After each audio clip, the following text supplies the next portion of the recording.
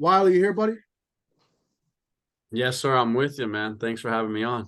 Hey, man, I appreciate you being on, man. It was great spending some time with you last week. We got to break some bread, and it was a good time, man. Yeah, dude, I always enjoy our conversations. There's no doubt. Awesome, man. Well, I appreciate everything you do. I appreciate you being on the call. If you can just to start off, kind of give everyone a little background about yourself, where you came from, how you found FFL, and then kind of go through your journey and explain how you've been able to have the kind of success you've been having at FFL. I appreciate it. Cool. All right. Well, yeah, I appreciate everybody hopping on Monday, especially it's, a little late if you're in the East Coast. So the first thing is just showing up. But as you guys can see, I'm pretty young. Funny little thing, me and my buddies did a no shave November. So this is probably the oldest I'm ever going to look with like a little bit of facial hair. Usually I look like I'm 17. So a quick story, I was playing basketball this morning. We were playing 5-on-5 and it was a men's league. I was like, hey, like, can I hop in? I used to play super competitively. And they're like, yeah, but you're 17. They were like, what high school do you go to? And I'm like, no. I'm like, dude, I'm 24. Like, let's run it. But yeah, with that being said, all jokes aside, so I started in the industry when I was 20. COVID hit and I was going to college. And I was valeting cars at like this little hotel. And I was like, all right, this is cool, making decent money, doing my thing at college. But I was paying for my school and I didn't see value in paying, $26K a year to go to Zoom classes online. So dropped out of college. I watched The Wolf of Wall Street, phenomenal movie, right? And I was like, oh, I should do sales. Like, I love people. I love serving people. I got some charisma. So let me try this thing out. My buddy comes home one day, lived in a bachelor house. There's 5 guys and he's like buzzing off the walls, super, super excited. And I'm like, dude, why are you so excited? Like, did you just go on a good date? Like, did you get a pretty girl's number? Like, talk to me. And he's like, no, dude, like I just made like $2,600 in an hour. I was like, what? I'm like, dude, that's more than I'm making a couple months, like doing valet. I'm like, what are you doing? He's like, dude, I'm selling life insurance. And I was like, what in God's green earth is that? Right. So I was like, I don't care what you're selling. I'm selling it. So I go in the next day. I get started with the practice company, different than FFL. And we had no leads. We had low comp. Training was pretty mediocre. But I'm really grateful for that opportunity. So I worked there for 2 months. They used to drop me off in a random neighborhood. I'd bang on doors and they'd be like, hey, pick me up when you need Taco Bell. And I'm like, I made it. Like for me, I was like, dude, I made it. Like life's good. And one day they put me up on stage and it's like a month in, they like acknowledged me for being like a top producer. And I remember, well, like a top, whatever, rookie producer. And I remember thinking to myself, I'm like, how am I a top producer? I'm like dead broke right now. Like this is a concern. Like if I'm a top rookie, I can't imagine what these other people are going through because I got no money. I had more money doing valet. So I call my mom. I kind of tell her like the structure of the company. She's like, honey, like there's got to be something better out there. And I was like, okay, sure. So I leave that. And then for about 2 months, I'm kind of just searching around, honestly, just kind of being a bum. And one day I get down on my hands and knees. I'm like, look, God, I need a sign that says Wylie Hawkins, do this. Right. And, God is good. I get a phone call from a random number and I pick it up and it's Zach Twardowski's admin. And she's like, hey, is this Wylie? Da, da, da, da, da. And she breaks down Family First Life. I told myself I'd never get into insurance again because of my first experience, but I needed money so bad that I was like, all right, let's do it. So I remember my first day, I just got my new apartment. It was my first time, like, living without like my buddies and, put my, whatever down payment down or however apartments work. You guys probably know what I'm talking about and, get some groceries, fuel up a tank of gas and I have 16 cents. Like I remember looking down, I walked out of Walmart. I'm like, dude, I got 16 cents. Like we're about to hit the red zone, man. This is gonna be tough. So I drive down to Denver to go meet with Zach Twardowski, who's my upline. And I walk in, he's like, hey, like you got some leads? I'm like, what's a lead? Like I got what's a lead, dude? And he's like, you didn't buy leads. I'm like, bro, I got 16 cents. Like, what are you talking about? He's like, all right, He's like, if you work as hard as humanly possible, I'll help you out for a little bit. I'm like, great. So it gives me all these like old school, like final expense Facebook forums. Now, long story short, to make a long story quicker, first day, booked like 12 appointments. It's great. I ran 30 appointments every single week for 2 weeks straight and didn't make a dime. So in my head, I thought everybody ran 30 appointments. Like that's what we always talked about. So I was like, if I just do that, like the results will follow. But for me, what happened in the beginning was I came from sales and I had a little bit of an ego. So I wasn't willing to, one, tap into training, and two, listen to Zach, who did like 850, families that year. So I remember 2 weeks later, I call Zach. I'm like, dude, I don't understand how you're doing like 10 families in a weekend. Like, talk to me. And he's like, well, are you finally ready to listen? I'm like, yeah. And so he starts like sending me trainings. We start working together. I call him after every appointment. So my first month, I end up doing helping 18 families. So I did 9 and 9 the next 2 weeks. I'm like, all right, this is awesome. I got some money in my account. Next month, I ended up doing 47 families. I was working like a mad dog. Like that's all I did was eat, slept, and like everything was FFL. So after that month, I was like, all right, all hands on deck. So I finished my first 9 months. I helped like 218 families. And then our agency was doing, we were at VP by the end of that 9-month period. And I can go into a little more detail, but that is my story, folks. That's awesome. And what'd you do, Wylie, that first two weeks? I mean, you're running 30 appointments a week and you made no money. What was your thought there? Did you think that you kind of stumbled into the same thing that you did before? Yes, but what I honestly noticed was, like you just talked about, the diversity of Family First Life. So if you guys personally know Zach, he's a lot different than when I met him. At first, he could not hold eye contact and he was not social at all. And I remember like, hey, it was like my first day. I'm like, how much money have you made this month? And he shared, he made 6 figures in a month. And I'm like, that's insane, right? And I was like, dude, if this guy that can't look me in the eyes and has a heart, like he's stumbling over his words when he's talking to me, like if he can do that, like I'm sure I could do a quarter of that, right? And I talked to Easton, and Easton was in like farm boots and this big old belt buckle. And I was like, dude, you look like you should have like a thing of hay on your shoulder and throwing it in the back of the bed of your truck, right? Whatever. And I was like, how much did you make? And he's, dude, 6 figures. I'm like, man, what are you talking about? I'm like, these two guys did it. And I was just thinking to myself, one of the biggest things is the lack of information is usually the biggest difference in terms of like your income level. So I was like, all I'm lacking right now is information. Like I just need to learn everything I can. So mainly this is for people brand new. But my strategy was this: for the next 90 days, I'll work as hard as humanly possible, because a 90-day like timeline in my life, if I die at 80, is going to be like nothing, right? So a couple things are going to happen. Number one, I'm going to make a ton of money. I'm going to love what I do. Number two, I'm going to be on a good trajectory of making the type of income I want. Or number three, I work super hard, picked up really good traits, and then I leave Family First Life because it doesn't work for me. And that's okay, because I wanted to give myself a fair shot and say, hey, I did everything I can. Now, number two, I wanted to be in the ecosphere of FFL. Like all I wanted to hear was training.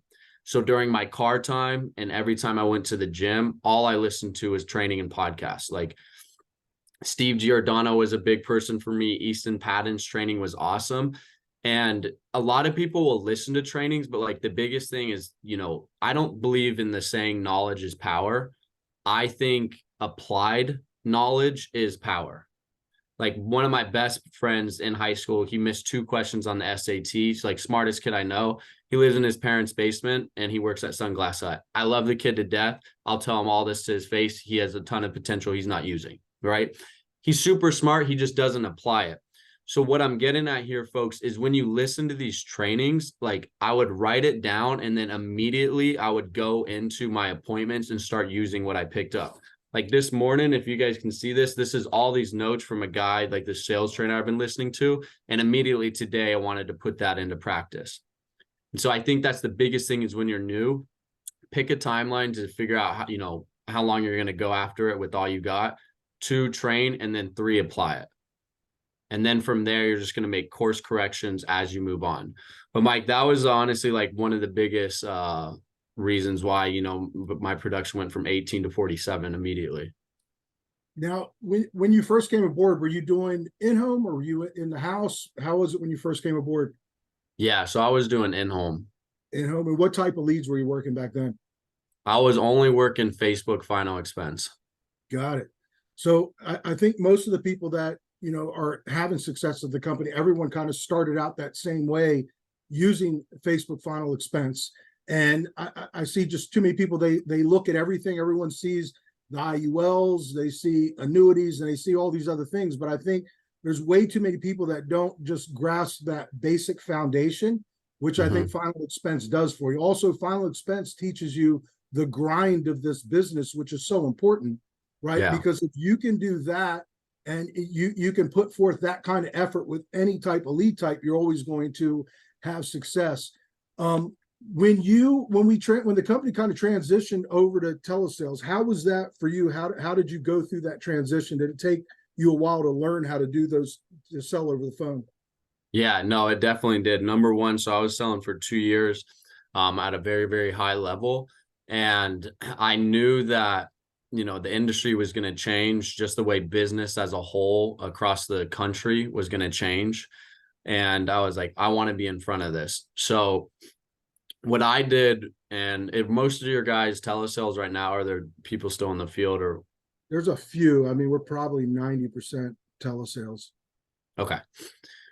So here's a couple pitfalls that I had, and here's a couple things that helped me. Number one, I knew with telesales, I needed more at bats, because the level of trust and credibility you have when you sit down with the family and you can make jokes about like their dog or whatever stories they're telling you, they tend to trust you a lot more when they can see you.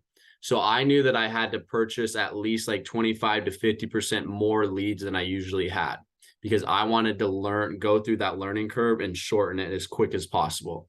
So number one, I would highly suggest buying more leads.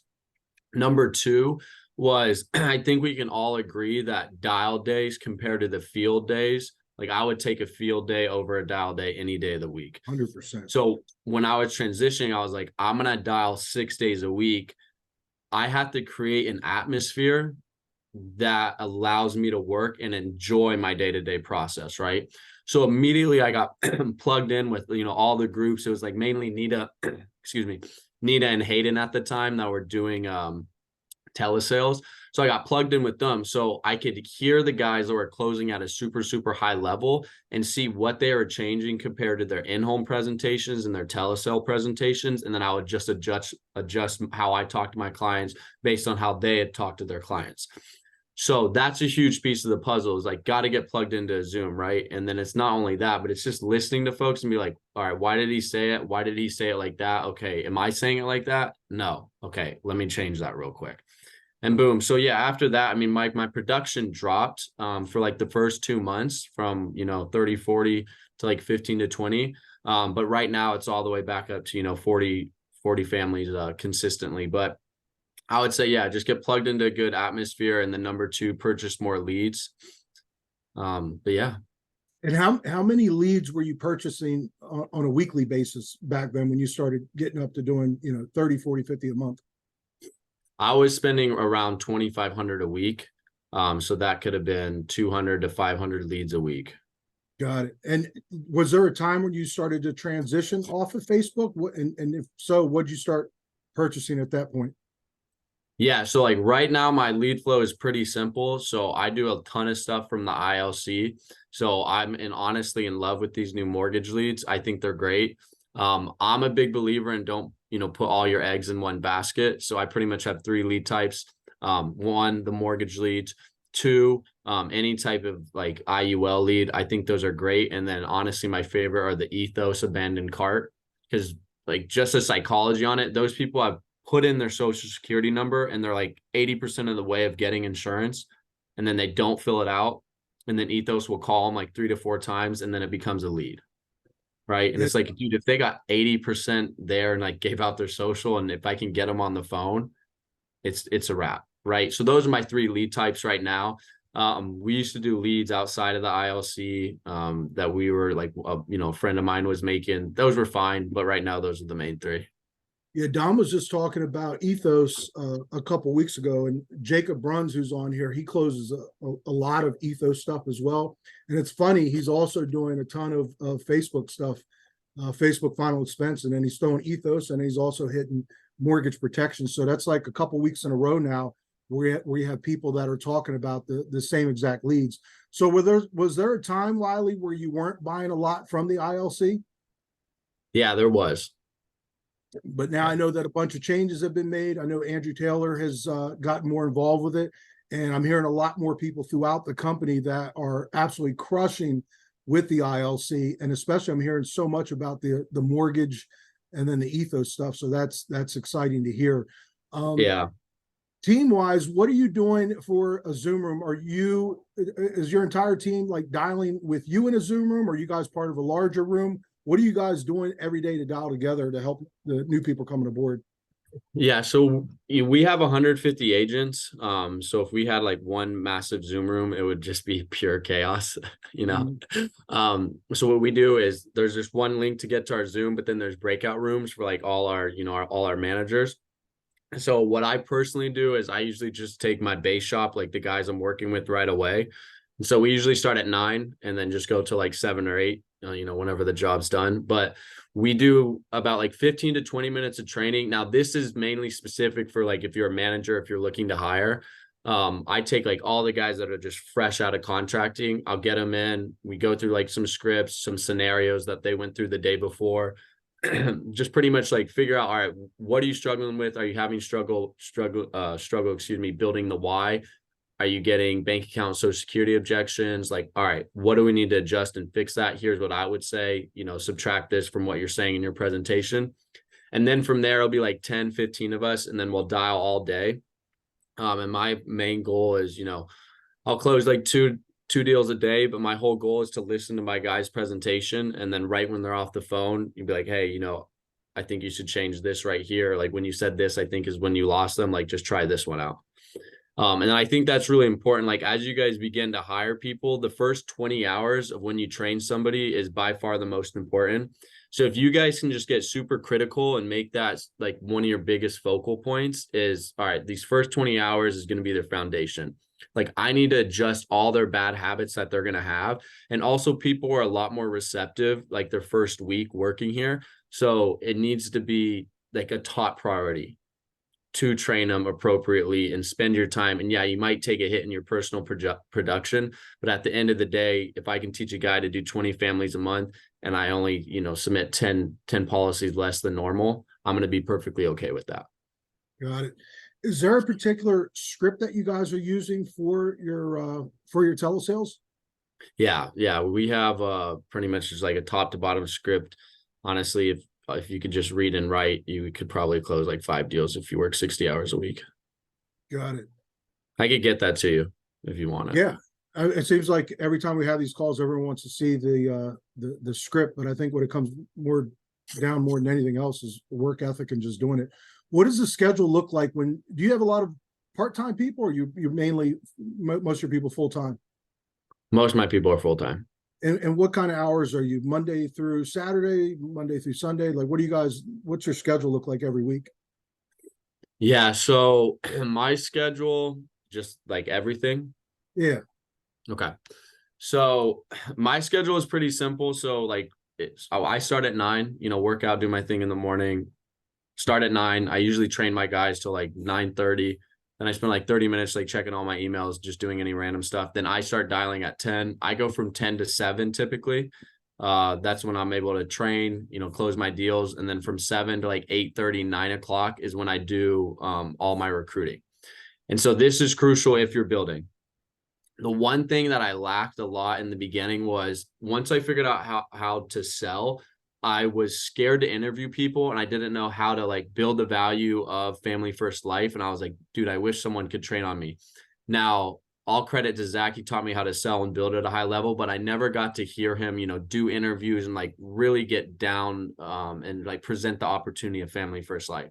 So I was like, I want to do that for my guys. So from 7 o'clock till 8:30, like I was mentioning, people will just hear me like call, people that I'm DMing, touch base with like new recruits. and essentially just build the opportunity. And like I call it, you know, they're in the incubator. Just make sure that the belief is still as high while they're going through the licensing and contracting. And this has been super cool because guys are able to hear me and be like, all right, why did you ask this question? And they get to see me fully interview someone. And if they throw me like curveballs, well, what about this? Well, like, why do you guys pay this comp? Da, da, da, da, da. Well, I don't want to buy leads. They can hear how I overcome all these objections. And then it gets them thinking to themselves, well, I could do that. Like, you know, Wylie's growing his base group by 50K every single month. Like, why couldn't I do that? And then now it's just creating an atmosphere of like, we're all, you know, actively searching for new people to bring on and, you know, bless them with this type of opportunity. Wylie, what do you think, and we all go through the same thing, what do you think the biggest, I mean, we have 155 people on this call tonight, Yeah. and then you saw us read through the numbers, right? 3 weeks out of 5.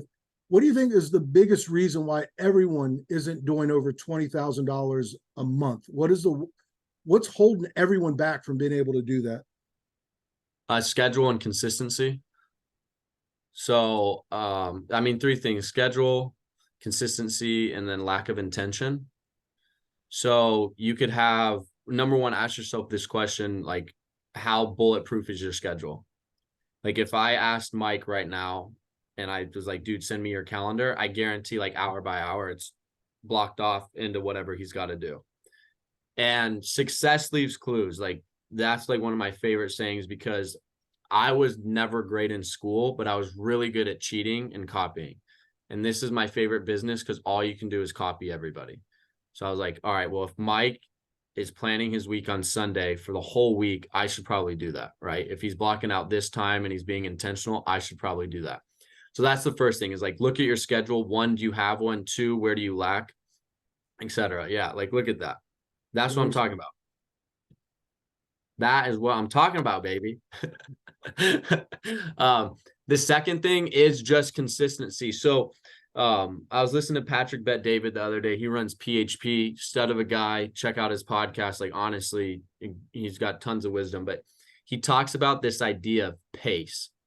So pace is super important, because I got burnt out my first 18 months because I worked 7 days a week, 80 hours every single week. And then I went through like a humongous lull for like, honestly, a year.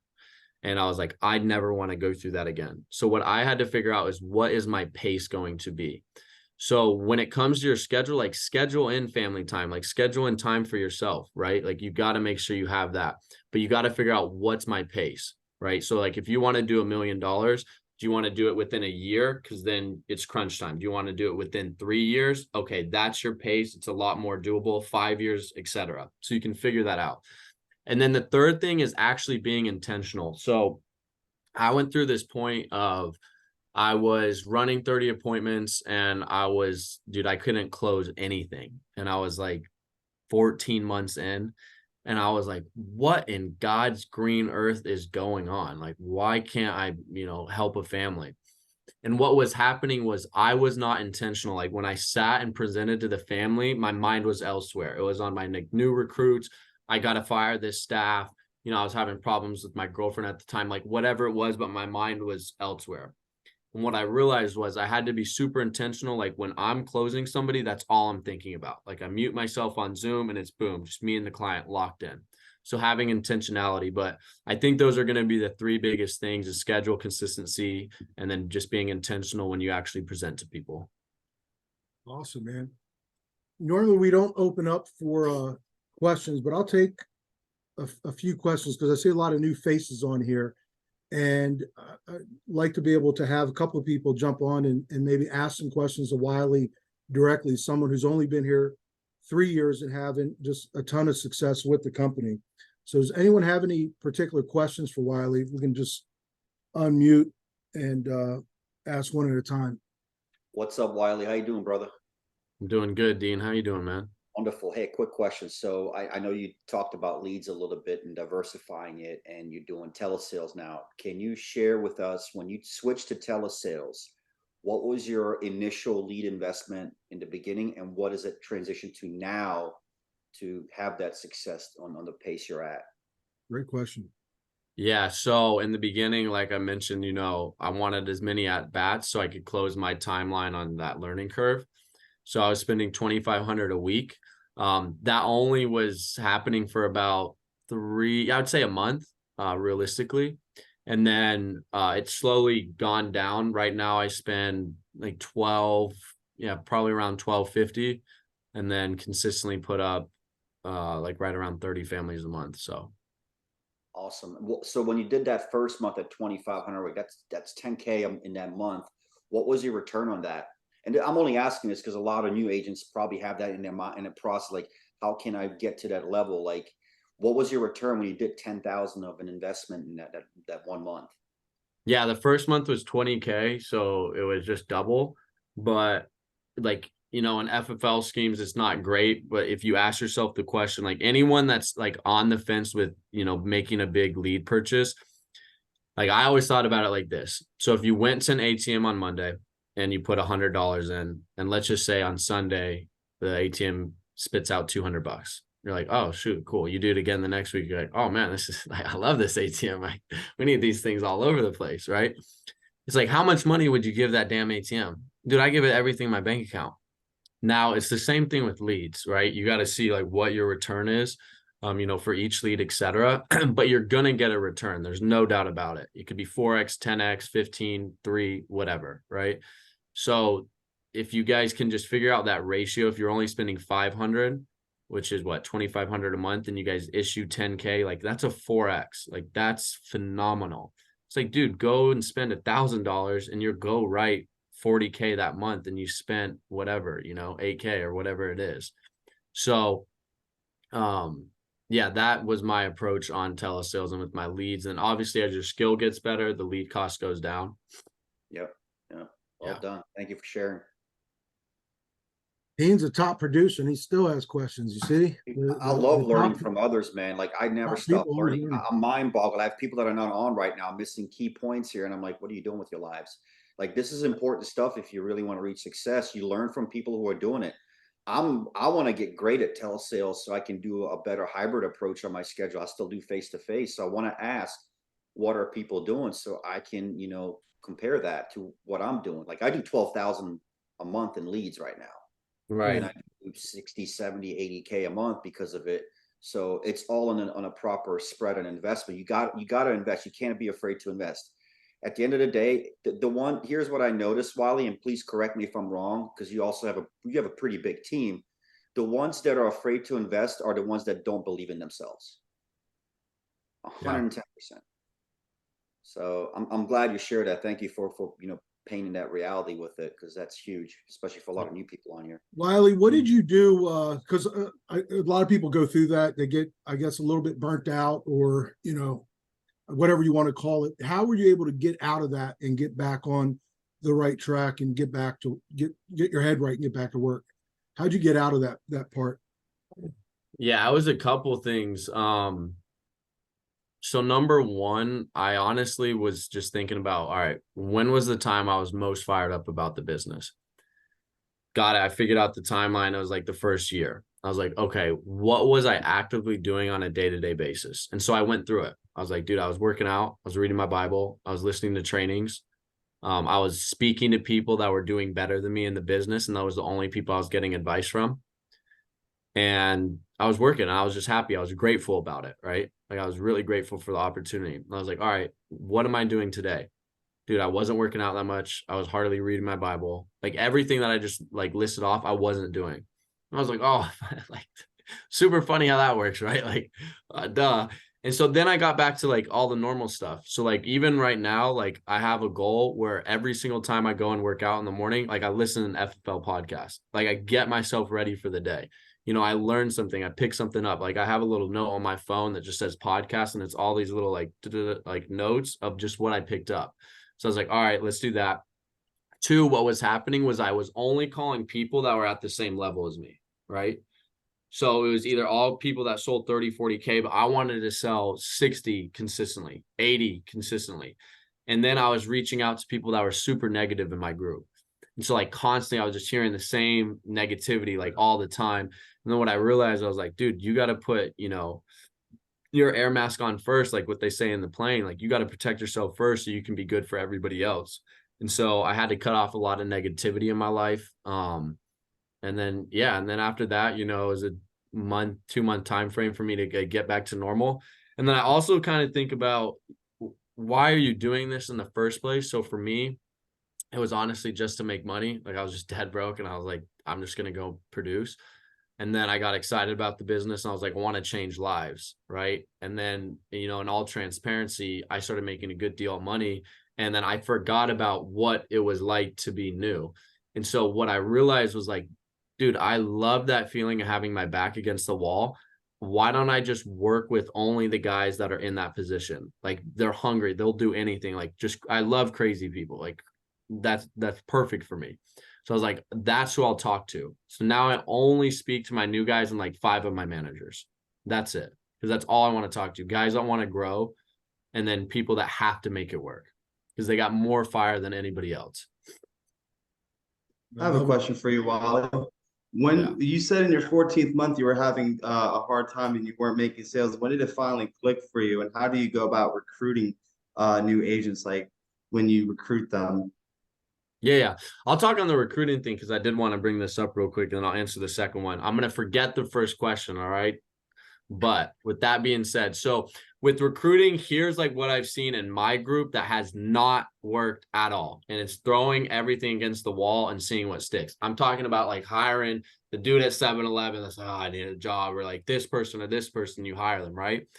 What I realize is I'm like, all right, what are the attributes that I need to have a solid producer? Because at the end of the day, like in all seriousness, this is a business. This is not a job. You're a 1099 contractor that has to invest in themselves, that has to deal with heartache, that has to deal with like negativity left and right. Like you got to have some mental fortitude. So I was like, what are the 3 things I want? Number 1, I need a good work ethic. So when you guys interview people, like ask a question, be like, hey, how many hours a week do you work? What's your opinion on overtime? Like, do you consistently do overtime?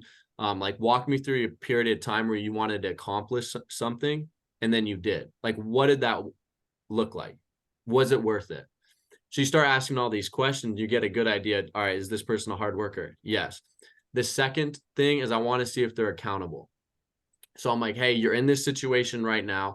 Obviously, the reason you're on the phone with me is because you're looking for something else. Why are you in this predicament currently? Like if they're not happy with their job or whatever, they're not making X amount of money that they expected to be making, they're going to say 1 of 2 things. Oh, my company, this, my boss, the situation I'm in. Or they're going to go, honestly, dude, like I just wasn't working that hard. And then you can see if they're accountable. If they're accountable, phenomenal. That's what you want. And then the third thing is like, I love people that have gratitude, because I was reading a stat that it's like, I don't know, like 5% of Americans only make above like $60,000 a year. Like that's nuts. And then 85% of Americans are broke by 65. Like, dude, that's insane, right? And then if you make $50,000 a year and you look at it at a worldwide global, like pool, you're in the top 1% of the world. Like that's nuts, right? So I'm thinking to myself, like, I'm grateful every single day. If I make $0 or $10,000, I'm just grateful that I'm healthy, alive, that I have like, good friends, good people, and a good opportunity around me. I love having gratitude. So I look for people that are grateful. Now, this is something that I think is very applicable that I'd like to share is when I was interviewing, I was thinking to myself, what's the number 1 reason why people don't work here? In my opinion, I believe it's self-belief. Like they don't believe in themselves or the system. So how many people on here have hired somebody and then they never get through the Excel course and they never do contracting? I was pissed. I'm talking like beyond mad. Like I'm red right now, but I was fuming when I started looking at this number. So I'm like, I'm paying my staff to have these idiots go through and do nothing. But I'm like, all right, well, I got to be accountable, right? So what do I need to do? I had to raise their belief. Because how do you say your name? Devon? Devin, yep. You got it. Devin. Got it. Perfect. So, dude, if I was like, hey, man, on December 31st, I'm going to give you $1 million, but here are the 4 things you need to hit. You got to work out every day. You got to be up at 6. You can't drink, and every single day, whatever. And I add something else. And I show you the $1 million. I'm like, if you do all this, dude, this is yours. Would you do it? Done. Yeah, for real. Yep. Now think about this. It's because the obstacle that he has to go through doesn't matter because the reward and the belief is so high. Like the obstacles don't matter because of how big the reward is. So if you can present FFL as like this reward and the dream, and they believe it without a shadow of a doubt that they can do it, licensing and contracting, they will blow through that. Because they're like, dude, all I want to do is sell. Like, all I want to do is get out there and start making money and calling people. Like, I'm so pumped. So I was like, all right, how can we do this? So we do 3 interviews, 3-step interview process. And this has been gold. So we were top 3 in the whole company with contracting numbers. And honestly, I can single it down to one thing. It's this model. The first interview, you gather what's their situation, what do they like and dislike about it. Now you understand their pain points, right? And what they appreciate. Then at the end of that call, you just briefly go through FFL, like light structure. Here's how it works. You know, like you said, you enjoyed being independent. Like, this is what it is. You're independent over here. You don't like having people tell you when to work, or that you can't take Saturdays or Fridays off to go to your, kids' ball game. Okay, you can do that here, right? So you sell them on what's important. The second thing is you do a third-party validation. So like Mike, or let's say, someone sold cars, for example. Then I would get one of my guys in my agency that sold cars, and I would have him pretty much share his whole story. So like, hey, from day 1 to day or month 12, here's how it looked like. My first 3 months were horrible. It sucked. Boom, I started picking up pace on month 4, and it gives them a real idea of what the expectation is. And then now they're like, okay, Wylie said I can make a lot of money here. Mahmoud said I can make a ton of money, and it sounds realistic because like they both worked really hard for 3 months. Got it. Then the last call is call number 3, is you ask them, hey, if we work together and this was the best year of your life in terms of business, what would you have achieved and what would that year look like? And they're like, dude, I would make 200K or whatever, 250K. I'd have all the time in the world with my kids. Got it. Okay. And then boom, what you're going to do is you're going to backtrack that goal. So 250K is whatever a month, 20K a month, right? That's 5K a week. All right, bro, we need to do 5K a week. This is how many leads you're going to buy. This is how much you're going to work every single week. This is how many presentations you need to do a day. And you you jot it down, right? And have them do it. Like, are you willing to do that? Yes. Okay. Why though? Why? Got it. Perfect. All right, dude. Now, in order for you to work with me, you have to get done with your licensing in 2 weeks. If you can't do it within 2 weeks, I can't work with you, bro. I've never seen anyone take longer than 2 weeks. I've had guys get it done in 2 days, 3 days. Like our average guy gets done with their licensing in 7 days. And the reason is they're so pumped up because we're doing so much work with our interview process, but the time they're hired is just streamlined. And their belief is high. So the second they get on the phones with me, we get them paid in, the first 3 days, it's a wrap. It's like pass the crack pipe. Bad joke. But anyways, so don't laugh, Mike. But here's the last thing that's really important. And I know I talk really fast and I'm beat red, but when you do these interviews, give them a task. So like what I like to do is after interview number 1, I'm like, bro, I'm going to send you a video. I think you're going to relate to it. Like, is there any reason why you can't watch it? No, I'll watch it. Got it. The second interview, I'm like, dude, what do you think about that video? Oh, I didn't watch it. Got it. Okay. How come?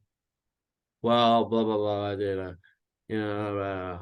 okay, cool, dude. Let me know when you watch that video. Because if they can't watch a 20-minute video, how in God's green earth are you ever going to expect them to purchase $1,000 of leads, work for themselves without you having to babysit them? There's no way. I'm not doing it. I'm not doing it. I'm 24 years old and like, I can't do that. I'm not a babysitter. If I wanted to be a babysitter, I'd be a babysitter.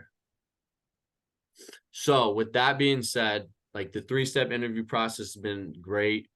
Think about like what their belief is. And the most successful people I know in my life say no the most. Like, dude, I got this kid I'm hiring right now named Matthew. I gave him 2 chances to watch this video. He hasn't watched it. He's going to call me tonight. Guarantee. I'm like, bro, can't watch a video, dude. You can't work here. That's it. Like, love you. I wish you the best. Take care. But yeah, with that being said, I know I went on a little tangent, but Jacob Bruns had his hand up. So Jacob, what was your question about? I didn't even know I had my hand up. What's up, Wylie? what's up, baby? How you doing, dude? Look, your hand's still up, Jacob. Hey, shoot, I'll come up with a question. Dude, Wylie, 3 years in, you're super young. I would say, I guess, what kind of motivated you to like grow it as fast as you did, but also like understanding the risks in building, like with, roll up, shit like that, stuff like that happens, right? So I would say, like, what motivated you to keep going and like surpass that freaking, that, I guess, obstacle in the way of, you're right there, but like, how do you go to the next step? You know what I mean? Yeah. So like how old are you again? 22. 22. Well, yeah, dude, I was the exact same age, like when things were really firing. And there's two mindsets. Number one, if it never worked out, what would I do?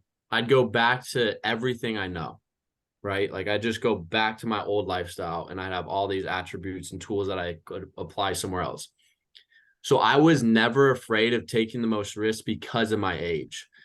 Because like Gary Vee and Grant Cardone, Gary Vee didn't make millions till he was like 36. Grant Cardone, like 44. I'm like, bro, I'm 20. I'm 20. Like, dude, the level of risk that I can take is 10 times the level of risk Mike can take. Because Mike's got kids. He's got a wife, dude. Like, I can be dead broke in my car and go and sling $10,000 of insurance in a week and figure it out. Like, if I have 20 grand of chargebacks, dude, I'll eat that in 2 days. Like, I know I can sell. So that was my mindset, was like, if you never quit, you'll never lose at the end of the day. Like, if you never quit here, you'll never lose. I promise. Because I was reading the Bible the other day and it goes, what is it? The wise man wants to be in the house of sorrows and the fool wants to be in the house of pleasure. I was like, why does the wise man want to be in the house of sorrows, bro? I'm like, dude, because when shit sucks, that's the only time you evaluate your life. And that's the only time when you truly make change. And so I love it when shit sucks because I'm like, oh yeah, it's time for me to level up, dude. Just shed new skin to like be reborn essentially. But honestly, bro, it's just, if you never quit, you'll never lose. And then, I mean, bro, you're 22, dude. I'd run at this thing like a bull in the china shop. Appreciate But you. yeah. He's already a beast producer, so there's no reason. I know Jacob, dude. I met him in Denver. He's a stud. Absolutely. Shannon Womble's got his hand up. Womble's out there. What's up, Shannon? Yes, sir. Thanks, Mike. What do you Wylie, think of this guy, man? dropping bombs, bro. This call is fire. We've had absolute fire calls today between the builders call, this call. Man, awesome. Yeah, the builders call was awesome. Where do I begin, dude? Number one, who was the trainer that you were taking notes on this morning? So the trainer I was taking notes on was Alex Hormozy and Jeremy Minor. And dude, Yeah. Jeremy Minor fire, is a stud. Yeah, we're listening to the same guys. All right. Number two, on you're starting at 10 telesales. I converted from in-home to telesales. I'm 100% now as well.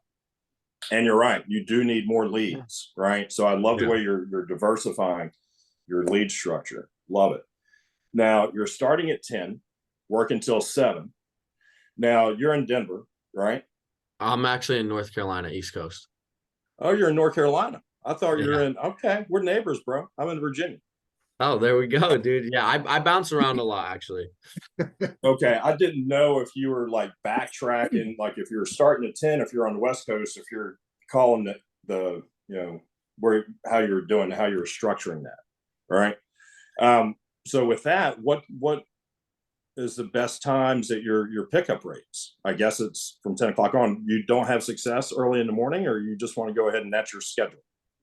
That's my schedule. Okay. Like, I respect that. Yeah, like there's an idea of like what do they call it? Bandwidth. And so like, for example, like if you guys can see, like here's all my clothes. And I wear like I wear this flannel like 4 days a week and a wife beater underneath. Like that's it. Because like for me, like I hate like looking at all my clothes and be like, oh my God, what am I gonna choose? I'm like, dude, I don't have enough energy to make this this decision. Like, I just want to wear my flannel, my wife beater, and my jeans. Like, that's it. Right. And it's because it's like the amount of decisions that I have to make during a day, like eventually at like 6 o'clock, my brain just wants to like blow up. So I try to limit the amount of like, you know, just simple stuff like that. Like, when's the best pickup? Like, dude, I'm just going to rip the phones. Like, I'm just going to see how many presentations I can get in the next 3 hours. Like, that's my whole goal. And some mornings it's super early. Sometimes it's later. Like this morning, I had like 5 presentations before 12. I was like, whoa, this is sick. You know, like, this is great. And then I got a couple after this. But like during the middle of the day, it was dry. But then like last week on Friday after Thanksgiving, like the middle of the day was great. Yeah, that's awesome. Now you're doing all your own dials. You don't have dialer? I just recently got a dialer, but I mean, I'm 3.5 years in. So up until a month ago, I just got a dialer. Okay, awesome. That's awesome. Dude, Yeah. there's just so much to take away from you. Congratulations on the partnership with Integrity. That's amazing. 4 years. Thanks, You make an old guy like me just want to run even that much harder, dude. Wow, dude, you're looking good. I know you'll be up and, there. and for all the old guys out there, do what Wylie did. Just, you know, risk it all because it's going to be worth it. Yeah. I did. Yeah. We're at the thanks, dude. I appreciate it. We're a little bit over. I'm going to ask a couple of these questions and we're going to wrap up. Let me see. How many states do you recommend new people get licensed in? It's a great question, Bill. 5 minimum. A minimum of 5. Someone else asked, typically, what is your length of time for a presentation to make a sale? 30 minutes. 30 minutes. And that's closed and approved and out the door, right? 30 minutes. Yeah, 30 minutes. Because I mean, at the end of the day, it's just like 4 sections: just credibility, finding the why, setting structure, and doing the inventory, and then the app. There you go. What's your goal for 2024 team wise? What are you trying to do? Bare minimum 3 million. 3 million a month. Like, yeah. So I always do like a drop dead goal, and then you know, a stretch goal. So 3 million, double, and if we can, 5 million would be a blessing. And then personally, I think the only way I can do that is I want to write Hall of Fame. And that is my goal. Yeah. I want to hit it 3 ways. I want to hit Life Hall of Fame, Annuity Hall of Fame, Team Hall of Fame. That's my goal for what are they calling it? The hat trick? Yeah, that's what they're going to call it. I got to get to work hard. I'm excited. Yeah, you and Jamie Cheerio will be going at it. Let's do it, man. Real quick, what's the story about, like, Sean always laughs that Wylie Hawkins never says no. So what's the story about you just jumping in his airplane? You were there at like 4:30 in the morning. He thought you didn't make it and you had no clothes or anything. What was that story? What happened? Yeah, so this was my 2nd month in. Like I mentioned, I did 47 families, and so once a year I shave my head. And the reason being was a couple of reasons. I won't go into all of it, but like, you have a ton of ego tied to your hair. And like, honestly, I just love shaving my head. I'm like, all right, I'm in beast mode. Like, nothing you can say will touch me. Cause like, I know I look like an idiot, but I didn't care. Cause I was like, now I can't focus on women. I can't do anything. Like, I don't want to be seen. Like, all I want to do is just grind, like in the gym, at work. That's it. So I shaved my head. I'm like this little pea head looking guy. I look like Caillou from this, if you guys know Caillou. Anyways. And my car broke down in Torrington, Wyoming, and I had to run like 6 miles to get to these appointments. So I ran 6 miles. I wrote like 5K for like 4 appointments. You literally ran? Oh, well, no, I mean, I walked, ran, whatever, but yeah. And Zach's like, no, you did. I'm like, yes, bro. I'm like, I'm in a tow truck. I like send him a video, the whole thing. He's like, you're insane. I'm like, dude, I'm not insane. I'm like, I have appointments. Like, I don't have money. How do you think I'm going to afford this tow? Like, I got to sell these people. Like, so anyways, so I sit down with Sean at dinner and all these other guys. Zach shares that story. And then, you know, Sean starts talking to me, and, you know, we get to know each other a little. And he's like, you ever been on a private jet? I'm like, no. I'm like, no way, dude. He's like, you want to come on, you know, the private jet tomorrow? I'm like, yeah, like, sure. And he's like, And he's like, that's what I'm talking about. He's like, he didn't even ask where we were going, da da da da da. But in my head, I'm like, I don't care where we're going, dude. I'm in a private jet. Like, what does it matter, dude, if we go to freaking Nebraska? Like, life's good. And so yeah, and then Zach calls me and he's like, you're going? I'm like, yeah. He's like, dude, make sure to get there like an hour early. And I was like, all right, whatever. I got there 2 hours early, just because my ride situation. And yeah, Sean was there. And then it was probably the best thing I've ever done in the business, because I always stood out to Sean because of that reason. And I think, you know, when you have opportunities like that, I mean, it doesn't have to be exactly like that, but at the end of the day, like when you see an opportunity, like don't think too much, just take it. I love it, man. Great story. So you ended up in Florida. You had no idea how you were going to get home, and you had to find your way home, but you got to spend, you know, that time on the plane with Sean, which is awesome, man. Yeah, it was a huge blessing, dude. I appreciate you being on our call tonight. Thanks for sharing all the information. Everyone make it a great week. We'll see everyone next Monday at 6 o'clock. Let's crush it. Thank you, Wylie. Have a good one, man.